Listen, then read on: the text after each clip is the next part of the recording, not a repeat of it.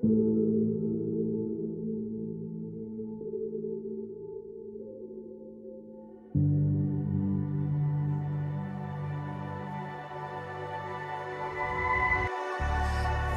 that I could run away with you.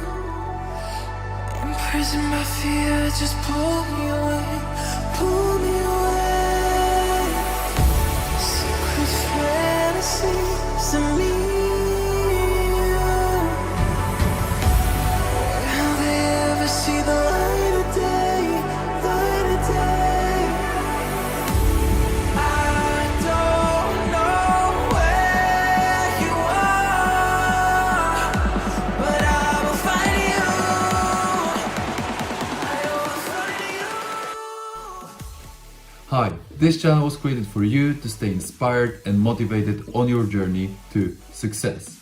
I hope these visualizations help you stay focused on your goal and that you watch these videos because you know there is something special within you. Today's bonus clip is a list of 3 rules for success by Tim Ferriss. What if I did the opposite for 48 hours? This was a question that I asked myself when I had my first job out of college. I was talking about suffering. My desk was in the fire exit. It was completely illegal. Slept under the desk, the whole 9 yards. And don't regret a minute of it, but I was a technical sales guy, outbound sales guy. So we had inside sales, outside sales. And my job was to close deals with CTOs and CEOs for multi-million-dollar data storage systems. At that point, storage area networks with fiber channel. And what I realized at one point was that all of the seasoned sales guys who were doing far better than I was doing were making phone calls between 9 and 5. Those were the office hours. And I said, well, I'm clearly not doing an effective job mimicking them. What if I did the opposite for 48 hours? It's a very recoverable experiment, right? If it doesn't work, then I can always go back to what I was doing. Doing the opposite meant making my calls between, let's just say, 6:30 and 8:30, and then 5:30 to 7:30. And it was just a hypothesis. Maybe I can get a hold of the people I need to get a hold of more effectively when the gatekeepers aren't there. Right. And that's exactly what happened. Wow. And I started booking more meetings and closing more deals than the majority of the guys in the company. And it was just from asking that question. What if I did the opposite for 48 hours? And you can apply that to many, many things. Right? Some of the others would be, well, this is one I asked in 2004. If I had a gun against my head and could only work 2 hours per week, what would I do? I know it's impossible. What would I do? And that type of ludicrous question was necessary to break my thinking patterns and stress test my own assumptions of what was possible. And you find that that is a learnable skill. What would Tim tell his younger self if he could go back and change anything about the past or tweak it to make anything better? Is there anything that you would do? I think that I would probably go back, not to necessarily my childhood, but go back to when I was really cramming and just working 24/7 prior to writing the 4-hour work week after graduation. And I would mandate that I spend 30 minutes a day, like outside barefoot on the grass, just during that time? Yes. Just Wow. Get outside barefoot, be grounded, get out of rubber soles, spend a little bit of time outside every day. I think that would have, I don't think that would have sacrificed anything, and it would have improved my mental well-being and I think just general quality of life. Wow. Would you still be taking phone calls on the grass? It doesn't matter. Just at least on the grass. Just get on the grass. Doesn't matter. I could have been still taking be phone working calls. or whatever. Or like, I mean, these days, for instance, in San Francisco, I'll batch. People who've read the 4-hour work week know that I like to batch similar tasks together whenever possible.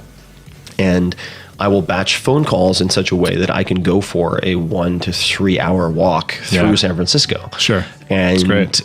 You're making the phone calls, and if you don't need a visual reference in front of you, you might as well be walking outside, getting some exercise. Exactly. And I think walking is also very, very underrated. We've made a lot of evolutionary trade-offs to be able to walk extraordinarily long distances, even compared to other, say, grazing mammals. Like, we can go for a very long time, and that's by evolutionary design, for lack of a better word. So Sure. I feel like we should exploit that and utilize it. I like it.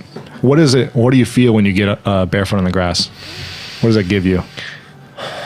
I think what it does for me, among other things, is there are people who talk about grounding and the effect of getting out of rubber soles. That I think is up for debate. Sure. The sort of scientific basis for that, but it helps me to feel grounded in a more perhaps metaphorical sense, and that is feeling connected to the earth, not disconnected as some type of robot who's been programmed to reply to emails. So just like getting outside and being like, you know what? Nature. Am I allowed to curse? Sure. But it's just like, this whatever bullshit I happen to be obsessing about, like, it really doesn't matter. I mean, like Sure. a year or two from now, like if that guy who didn't reply to my email and I feel slighted, Right. probably, like, who knows, his grandmother probably died. Get over it. Get over yourself. Like, at the end of the day, it's so trivial, and Yeah. and for whatever reason, being in nature and having that that connection with the rest of the world and feeling not separate from it and cloistered in some type of office is medicine, has a medicinal effect. There are many people who think, and I've certainly thought at different points in my life, if I just do X or achieve Y, these problems will all go away. And what you realize is, as you continue on this journey that is often meandering called life, you don't get rid of your problems if you achieve certain types of success. You just trade up. So maybe you had like, you know, the Corolla of problems, then you trade up, and you've got like the used Mercedes of problems, and you trade up, and you have whatever, the Porsche of problems. The magnitude and complexity can become really challenging, and the opportunities become themselves problems, in the sense that and many people listening might say, oh, come on, give me a break, like this is such a high quality, a 1%er woe is me story, but it's not, and I'll tell you why. Because thank you very much.